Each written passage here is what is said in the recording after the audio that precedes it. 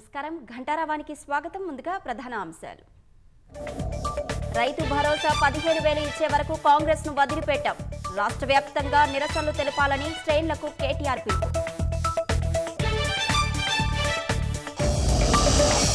Mains ఇంటర్వ్యూలకు అర్హత సాధించిన సివిల్స్ అభ్యర్థులకు అండ.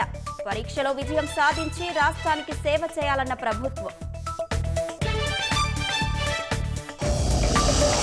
నియమాలు పాటిస్తేనే రోడ్డు ప్రమాదాలు తగ్గుతాయన్న మంత్రి కోమటిరెడ్డి. భద్రతా మాసోత్సవంలో భాగంగా లారీ డ్రైవర్లకు ఉచితంగా కళ్లజోల పంపిణీ. పరిశ్రమలు యమపాసాలుగా మారాయంటున్న పటాన్చెరు వాసులు. విషవాయువులు పీల్చి దీర్ఘకాలిక వ్యాధులతో బాధపడుతున్నామని ఆవేదన.